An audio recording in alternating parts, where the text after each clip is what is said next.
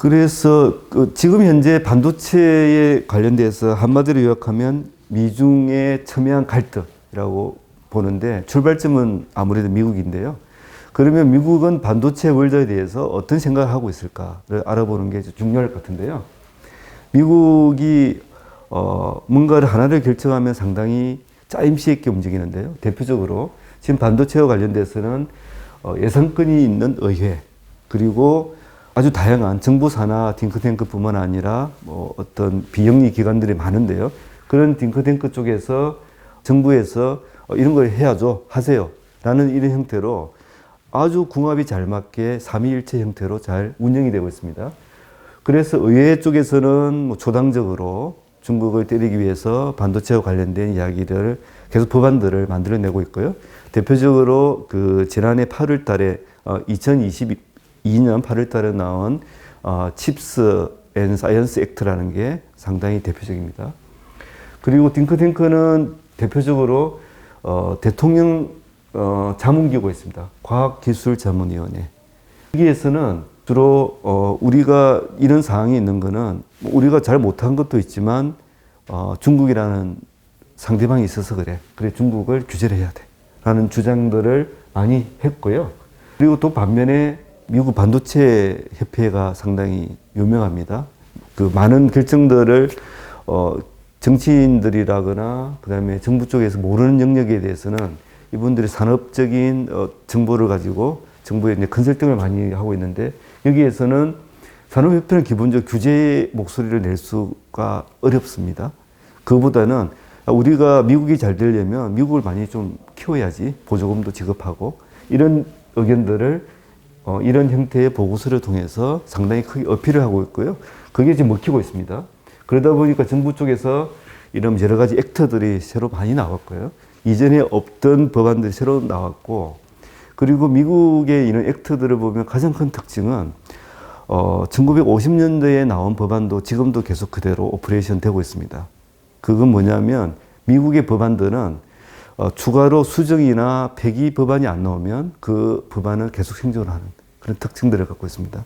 그래서 트럼프가 들어오고 나서 계속 했던 여러 가지 법안들이 2017년부터 그 법안들이 계속 추가적으로 뭔가 수정이 됐다, 폐기가 됐다는 이야기가 안 나오면 계속 그게 영향력이 발휘가 되고 있고 살아서 움직이고 있는 겁니다.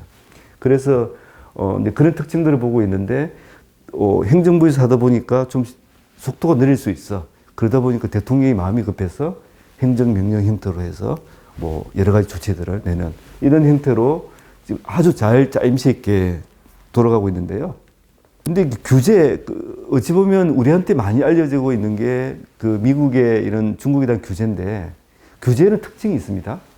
뭔가 현상을 당연히 바꾸고 싶다는 그런 어떤 의도와 목적이 있는 건데 앞으로 일어날 일에 대해서 규제를 할 수 없습니다. 규제의 특징은 지금 뭐가 잘 안 돌아가니까 이걸 바꾸기 위한 규제를 하는 겁니다. 그리고 규제는 한 번 시작되면 마침표를 찍기 어렵습니다. 어떤 결론을 봐야 된다는 그런 특징들이 있는데요. 미국이 중국을 규제를 하면서 생각했던 것은 그렇습니다. 어떻게 됐든 간에 계속 미국이 중국을 때리는 형태가 나오면 중국을 혼란스럽게 만들 수 있지 않을까. 그래서 마음 놓고 안정적으로 투자를 하지 못하게 만드는 효과가 분명히 있었습니다. 기업 입장에서는 저런 불확실성이 가장 위험하거든요. 내가 어떤 타임 스케줄로 투자를 했을 때 언제 공장이 완공되고 제품이 나오는 이런 예상치가 있을 텐데 계속 쉴 새 없이 미국의 규제가 나오다 보니까 그런 기반 자체를 흔들어 놓았거든요. 그러다 보니까 중국 쪽에 외국 기업들이 중국에 신규 투자하는 이런 공장들이 현격하게 줄여 이유가 여기 있습니다. 첫 번째. 그 다음에 두 번째는 설마 미국이 그 정도 할까? 라는 생각들을 많이 했었는데 상대방의 예상보다 훨씬 더 강공으로 규제들이 많이 나왔습니다. 수출과 투자 포함해서. 그러다 보니까 상대방이 당황하는 그런 효과가 있었고요. 그리고 또 하나는 이걸 그냥 단순히 미국 혼자서 하다 보니까 힘이 좀 붙여. 그리고 반도체 모든 분야가 미국이 다 잘하는 게 아니니 미국과 마음이 맞는 트러스트 밸류체인 이런 이야기도 하는데요. 동맹국이랑 같이 해서 중국을 배립하고 고립을 시켜서 우리 동맹국끼리 반도체 밸류체인을 만들어 보자 라는 그런 움직임 또 규제 차원으로 이해가 되는데요. 대표적으로 인도 퍼시픽 이코노믹 프레임워크이라는 그 IPEF, 그 다음에 치포라는 이 컨셉이 이런 미국의 대중국 규제라는 전체 그 어떤 엄브렐라에서 나온 규제 하나로 이해하시면 될 것 같습니다. 그러면 실제로 미국은 중국을 어떤 식으로 다루었느냐를 보면 지금 현재 한마디로 미국의 중국 규제는 엄청나게 스트롱하다. 의회에서도 초당적으로 하고 있고 행정부에서도 아주 일사불란하게 움직이고 있습니다.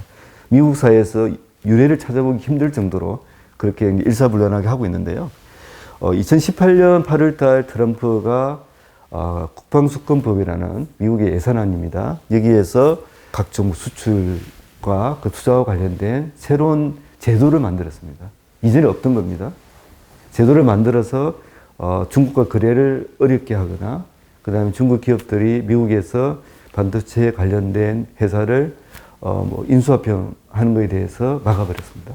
그리고 22년 8월 달에는 칩스 앤 사이언스 액트를 통해서 중국 반도체 생산에 필요한 장비를 수출 못하게 막아버렸습니다. 그러면서 지금 삼성전자와 그 하이닉스가 중국에 공장이 있는데 거기에 들어가는 장비도 지금 1년 유예를 한 상태입니다. 그 1년 유예가 23년 10월 달이 될 텐데요. 상당히 초미의 관심사이고 그런 상황입니다. 그리고 또 이런 미국의 이 칩스법의 액트의 또 하나의 차원은 중국 쪽 장비 수출 못하는 것뿐만 아니라 미국 내에 투자를 하면 보조금을 주겠다. 520억 달러 향후 5년 동안 공장을 지을 때 주겠다는 것과 25% 세액공제 투자를 할 때 이런 내용들을 밝히고 있는 겁니다. 그래서 실제로 그 미국에서 이런 미국의 과학기술자문위원회에서 트럼프한테 컨설팅한 그대로 수출 투자를 제한하는 형태로 진행이 됐고요. 바이든 정부에 들어와서는 어떤 기술별로 해서 기술별로 지금 현재 미국이 생각하고 있는 중국의 최첨단 기술 영역입니다. 요게 그 기술을 레드라인을 꺼서 저거보다 한 단계 높은 기술과 관련된 생산 장비는 팔지 마라고 한 게 22년 8월 달에 정책입니다. 그리고 이전과 다른 거는 기업 개개인들을 겨냥한 것보다는 중국이라는 국가에 그런 장비를 수출하면 안 돼라고 한 겁니다. 그건 어떤 차이가 있는 거냐면 이전에는 몇몇 기업을 대상으로 이해랑 거래하지 마, 손절해라는 이야기였다면 지금은 중국이나 시장 자체를 어떤 기술 수준에서 확실하게 선을 그어서 못하게 막고 있는 그런 식으로 이해를 하시면 될 것 같습니다. 그렇다 보니까 중국에 투자한 삼성전자와 하이닉스도 미국의 이런 장비 수출에 걸리게 될 수 있는 상황입니다. 그러면 실제로 기업 차원에서 본다면 미국은 어떤 형태로 이런 규제를 오퍼레이션을 했을까라고 봤을 때 실제 미국이 그 다른 나라를 물론 미국 상무부가 이걸 주도를 하고 있습니다. 그 역할 자체가 그러니까요. 국가를 A, B, C, D, E라는 5개 그룹으로 나누고 있고요. 수출과 관련돼서. 그 다음에 기업에 대해서는 블랙리스트를 지정을 해서 거래를 하거나 못하게 막는 그런 방법이 있고요. 그리고 아이템별로 이런 기술 같은 경우는 수출이 돼야 안 돼 라고 정리를 하고 있고 이런 결과들을 상무부 홈페이지나 그 다음에 연방 간보를 통해서 밝힙니다. 이런 걸 우리가 막았어. 그리고 이걸 수출하면 안 돼. 허가를 맡아야 돼. 이런 형태로. 또 한 차원에서는 그 25% 룰이라는 게 있는데요. 이게 상당히 강력합니다. 미국이 아닌 다른 제3국의 기업이 어떤 제품을 판매를 할 때 그 제품의 판매 가격에 들어간 미국의 기술이 25%를 넘으면 팔면 안 돼. 예를 들어서 삼성전자가 무슨 메모리 반도체를 만들었어요. 예를 들어서 조그만 거 하나에 만약에 $10인데 그게 미국 기술이 한 몇 프로 들어갔어. 그러면 현실적으로 수출이 안 되는 겁니다. 그만큼 강력한 25%를 갖고 있고요. 미국 기업에 대해서는 10%를 갖고 있습니다. 미국 기술이 10%. 전체 어떤 최종 제품의 10% 이상 미국 기술이 들어가면 제3국이 팔면 안 돼. 그만큼 미국이 그냥 규제를 했다 차원이 아니라 이렇게 크게 보면 4개의 차원에서 상당히 규제를 지금 하고 있고 이제 거기에 해당되는 기업들이 있습니다. 2019년, 20년 그때 미국의 대표적인 하웨이 이 회사는 설계 쪽을 아주 잘하는 회사이고 SMIC라고 파운드리 회사가 있습니다. 저 회사가 미국의 그런 제재 때문에 블랙리스트에 올렸고 그 다음에 어떤 장비들이 수급이 어려워서 상당히 계속 비즈니스를 유지하는 데 어려움을 겪고 있고 그러다 보니까 하웨이는 지금 그 5G 폰에서 거의 존재감이 없습니다. 한때는 삼성을 거의 뭐 넘어간다 정도까지의 기술력과 가성비로 나왔는데 5G용 통신칩 판매를 못하게 하다 보니까 이게 거의 못 나오고 있습니다. 그리고 SMIC라고 그 중국의 대표적인 그 파운드리 업체인데 거기에 필요한 핵심 장비 수출이 안 되다 보니까 상당히 좀 어려움을 겪고 있고요. 그리고 그 22년 10월에 나온 회사에는 YMTC, 중국의 낸드 회사입니다.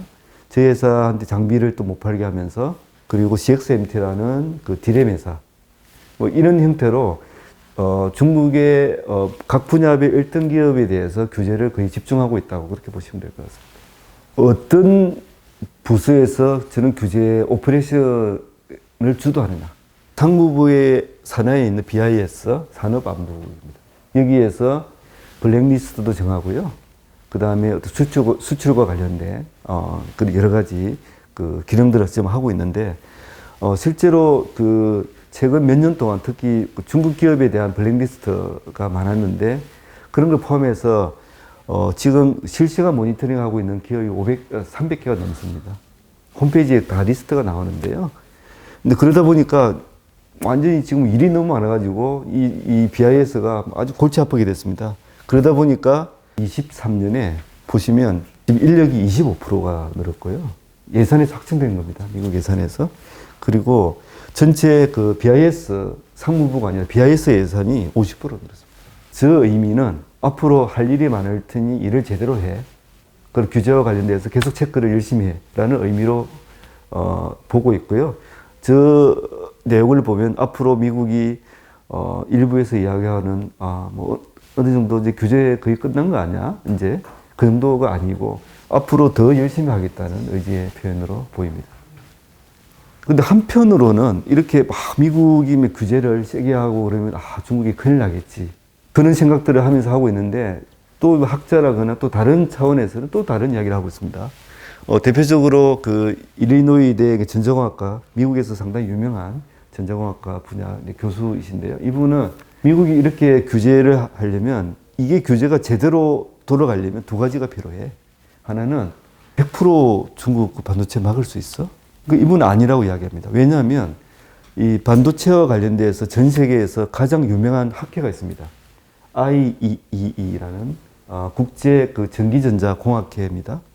여기에 그 회원이 된다는 것은 전 세계 반도체 쪽에서 상당히 실력이 있다라고 검증되는 정말 그 엄청난 기구인데요. 이 회원의 절반 이상이 중국 기업입니다. 그러니까 한마디로 이 사람들의 마음만 먹으면 기술을 들고 중국 가서 뭘 할 수 있다라는. 그래서 100% 이 블로킹이 안 된다는 의미고요. 또 보면 TSMC 대만 회사이지만 중국과의 정서적인 유대라는 게 있어서 이미 거기서 정말 잘하는 엔지니어 한 10% 정도가 중국으로 이직했다라고 좀 이야기를 하고 있습니다. 그래서 이런 인력 차원에 봤을 때 100% 블로킹이 안 될 거다라고 지금 이야기를 하고 있고요. 또 다른 차원에서는 미국의 아주 우수한 기업들이 중국 시장 때문에 먹고 사는데 중국 시장을 배제를 하면 이 가능해? 이 이야기 가능한 거야? 라는 근본적인 질문을 던지고 있습니다. 그래서 AMS라는 그 반도체 장비 글로벌 넘버원, 램 리서치라는 글로벌 넘버 3, 요 다 미국 회사인데요. 요 회사들의 그 반도체 분야 중국 매출이 30% 넘습니다. 진짜. 이 말은 미국이 규제를 하면 할수록 너 매출의 30%를 그냥 없는 걸로 생각해 라는 거거든요. 그게 말이 되냐라는 거죠. 미국의 고민이 저런 데 있는 겁니다. 규제를 통해서 계속 중국 압박, 오케이. 근데 100% 압박이 가능할까에 대한 문제 제기를 하는 거고요. 또 다른 차원에서 지금 이제 글로벌 반도체와 관련된 베스트셀러인데요. 치보라는 그 크리스 밀러 아주 이 소장학자, 경제사학자가 작년에 2022년에 그 나온 이 책인데 여기서는 또 다른 접근을 이야기를 하고 있습니다. 과거 미국과 구소련, 러시아 반도체 전쟁을 할 때 그때도 냉전 시기니까 했겠죠, 분명히. 그럴 때 그 미국의 스탠스는 계속 러시아가 카피를 해가니까 카피를 못하게 계속 막는 그런 형태로 했는데 시간이 지나고 보니까 그게 맞는 건가? 그거 말고 다른 방법도 없을까? 라고 해서 이분이 많은 반도체 전문가들 인터뷰에서 내놓은 결론 중에 하나가 이겁니다. 계속 카피하게 내버려둬. 그래야 러시아가 독자적으로 기술을 개발 안 하고 계속 따라올 거야. 그러다가 우리가 필요할 때 어느 순간 끊어버리면 돼. 이게 훨씬 더 고단수 아니야? 라는 의견들이 지금 미국 내에서 나오고 있는 상황입니다. 그래서 미국 규제는 열심히 세게 초당적으로 계속 할 겁니다. 앞으로. 산업안보 예산도 늘려고 했으니까요. 그런데 100% 블로킹은 어렵겠다라는. 그리고 이 어떤 미국 사회에서 특히 산업계 쪽에서 피로도가 좀 생기는 것 같습니다. 거기에 대해서 미국 사회가 어떻게 대처할지는 앞으로 좀 지켜봐야 될 것 같은데요. 그럼 미국은 100% 중국을 막고 싶은 걸까? 그거는 아닙니다. 기술을 봤을 때 지금 28나노 이상을 우리가 일반적으로 많이 사용되고 있는 범용 기술이라고 이야기를 하고 있습니다. 28나노 이상 시장이 전체 한 60% 정도 됩니다. 지금 현재. 저기에 대해서는 미국이 규제를 가지고 태클을 걸고 있지 않습니다. 28나노 이하 요 기술에서만 태클을 걸고 있기 때문에 이렇게 하는 이유가 분명히 있겠죠. 일단 모든 걸 막을 수 없다는 그런 전제가 있는 것 같고요. 그리고 장비 쪽에 이쪽 시장의 장비는 정말 돈을 많이 벌 수밖에 없는 구조입니다. 왜냐하면 신제품 개발을 안 해도 돼요. 그냥 옛날에 내가 개발해 놓은 걸 중국이 새로 공장 진다니까 그냥 팔면 되거든요. 그러다 보니까 그 매출이 한 30% 비중이 되는 겁니다. 그래서 저 시장은 미국이 막고 싶더라도 미국 산업계의 현실적인 문제들 때문에 그냥 내버려 두고 있는 그런 영역으로 보시면 될 것 같습니다. 결국 미국 장비인데요. 장비 글로벌 탑5를 보면 AMAT이라는 미국 회사, ASML이라는 네덜란드 회사, 램 리서치라는 미국 회사, 도쿄 일렉트론 일본 회사, KLA라는 미국 회사. 그 탑5 중에서 보면 3개가 미국 회사입니다. 하나가 네덜란드, 하나가 일본인데요. 그러니까 이 산업계는 너무나 명확합니다. 우리가 잘하고 있는데 왜 중국 시장을 버려야 돼? 라는 질문을 좀 하고 있는 거고요. ASML은 그 EUV라고 뭐 들어보셨을지 모르겠는데요. 10나노 이하 요즘 이야기하는 첨단 공정에는 반드시 필요하다라고 평가되는 그런 장비입니다. 이 장비들을 그 글로벌에서 독점적으로 공급하고 있는 회사인데 이 회사는 지금 오케이 미국 원하는 대로 할 수는 있는데 저렇게 하다 보면 중국도 포텐셜이 있어서 중국이 뭘 만들어낼 거야. 만들어내면 이제 우리 앞으로는 그 시장이 없어질 거예요.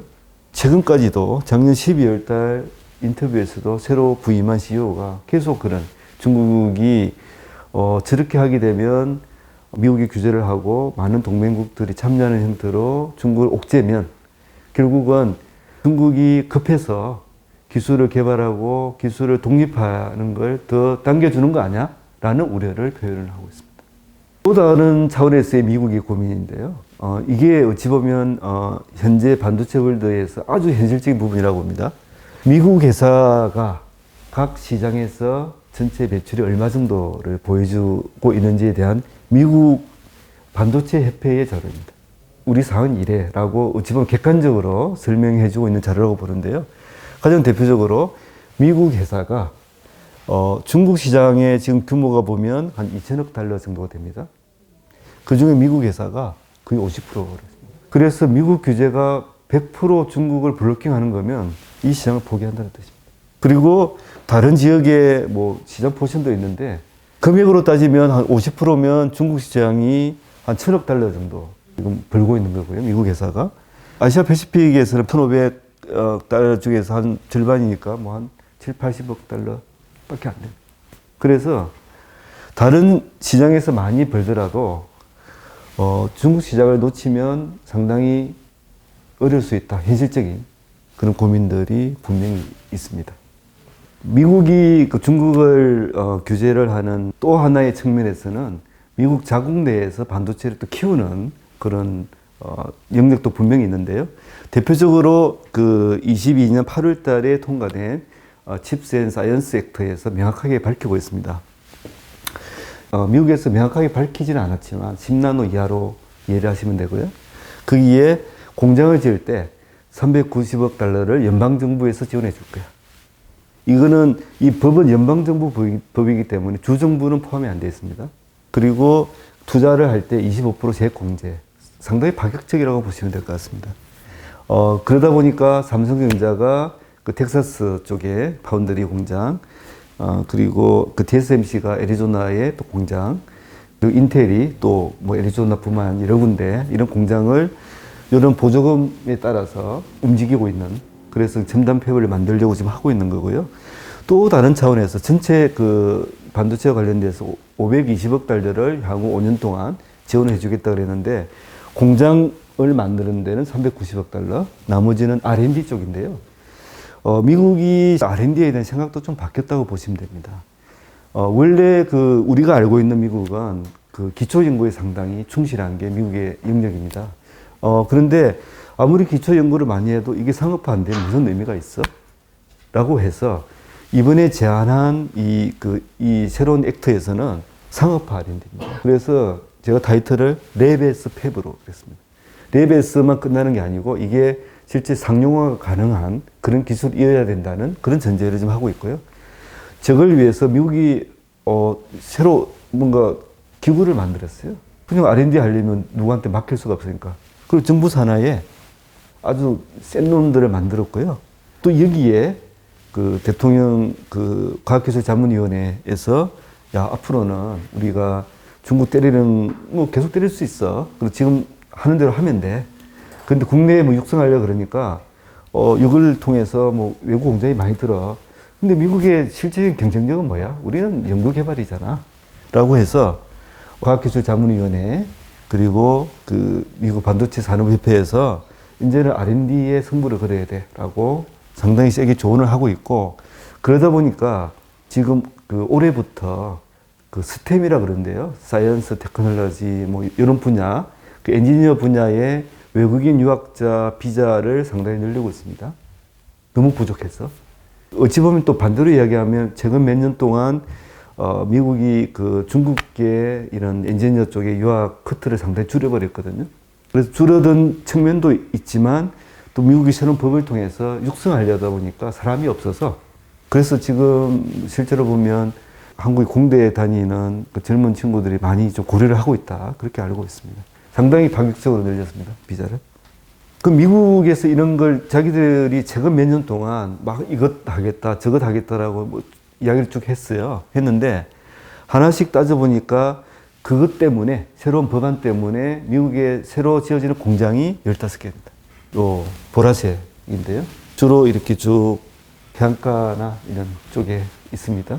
근데 미국도 팹이 공장이 많이 있습니다. 반도체 오래된 나라잖아요. 그리고 우리가 잘한다는 메모리에 디램이나 낸드도 미국이 만들고 있습니다. 그런데 그런 회사들은 미국 공장은 워낙 인건비가 많이 드니 안 되겠다 해서 동남아 쪽, 싱가포르, 말레이시아 이런 데서 후공정을 하고 있습니다. 그래서 그 반도체 공장은 처음에 어떤 새로운 소재와 장비를 해가지고 라인을 증설하고 나서 어느 시간이 지나고 나면 이거 바꿔야 됩니다. 그래서 어떤 회사들은 아예 새로운 공장을 짓거나 어떤 회사들은 그거 뜯어내고 짓기는 하는데, 이미 미국에 존재하고 있는 공장들 대다수는 올해에 대해서 경쟁력이 많이 떨어지는 그런 공장들이 많고요. 이 중에서 10나노 이하 최첨단 공장이라고 이야기하는 거는 이 애리조나에 있는 그 TSMC 공장, 그 다음에 이 텍사스에 있는 삼성 공장 2개밖에 없습니다. 그래도 여전히. 왜냐하면 전 세계에서 10나노 이하는 두 공장밖에 못합니다. 그런 상황입니다. 생각보다는 뭐 어떤 사람들은 이 결과를 보면서 생각보다는 별로 안 되는데 저 정도 지원하면 훨씬 더 많아야 되는 거 아니야? 라는 생각들을 하는 분도 있고, 어떤 분들은 미국이 저게 가능해? 단시간 내에 저렇게 많은 공장이 지어져? 이렇게 평가하는 분들도 좀 약간 양분되고 있습니다. 이 상업화 R&D에 대한 그 미국의 안 좋은 추억이 있는데요. ASML의 EUV라는 장비 출발점은 미국입니다. 그런데 이게 상용하기 너무 어려운 겁니다. 기술적인 난이도 때문에. 그러다 보니까 포기를 하고 그 ASML의 그 광원회사를, 사이머라는 광원회사를 매각을 해버렸습니다. 그걸 미국이 못할 수밖에 없었던 두 가지 조건이 있어요. 하나는 기술이 있는데 이걸 테스트해볼 공장이 미국에 없었어요. 10나노 이하 공장이 없으니까. 근데 TSMC나 삼성이 이제 10나노 이하 들어가니까 뭐 새로운 뭔가 첨단 뭔가를 할 때는 테스트 해볼 수가 있겠다라는 생각이 드는 거고. 그 다음에 이전 같은 경우는 미국식 어떤 자본주의를 이야기할 때 특정 산업을 대놓고 저렇게 지원해 주는 경우는 거의 없습니다. 기본적으로.